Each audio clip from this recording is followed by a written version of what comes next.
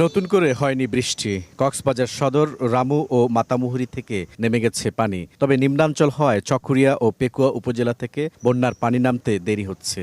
এই দুই উপজেলার অধিকাংশ মানুষ এখনও পানিবন্দী। জেলা প্রশাসনের তথ্য অনুযায়ী বন্যার প্রভাবে জেলার ১০টি উপজেলার ৭১টি ইউনিয়নের মধ্যে ৭০টি কমবেশি প্লাবিত হয়েছে। ৫টি পৌরসভার মধ্যে ৪টির বাসিন্দারা বন্যায় ক্ষতিগ্রস্ত। সব মিলে জেলায় অন্তত ৭ লাখ মানুষ ক্ষতিগ্রস্ত।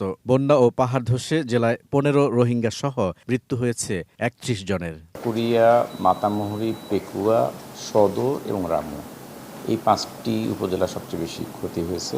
অতিবৃষ্টির কারণে আরও অন্যান্য কিছু জেলা উপজেলা হয়েছে, বিশেষ করে মহেশখালী কিছু বাড়িঘর হয়তো ভেঙে গেছে।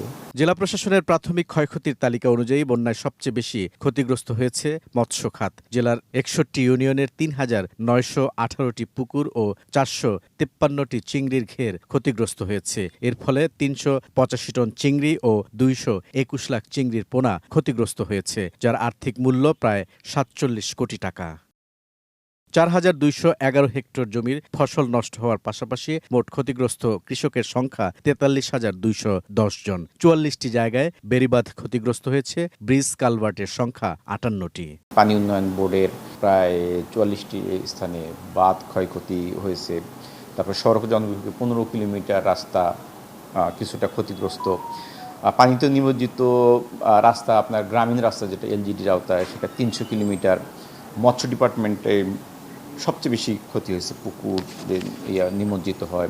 এর পাশাপাশি বাড়িঘর যেটা ক্ষতিগ্রস্ত হয়েছে, মাটির ঘর কিংবা নিম্নাঞ্চল এগুলো করছে। এছাড়াও প্রায় ২০ কিলোমিটার রাস্তার ক্ষতি হয়েছে। জেলায় সব মিলিয়ে ক্ষতির পরিমাণ প্রায় ১,০০০ কোটি টাকা। ১২ জুলাইয়ের পর বন্যা পরিস্থিতির উন্নতি হলেও এখনও অনেক মানুষ পানিবন্দী। বন্যা দুর্গত এলাকার বাসিন্দারা বিশুদ্ধ পানিসহ খাদ্য সংকটে রয়েছেন। তবে ত্রাণ সহায়তা অব্যাহত রয়েছে বলে জানিয়েছেন প্রশাসনের কর্মকর্তারা। বুলবুল রেজা, সময় সংবাদ, কক্সবাজার।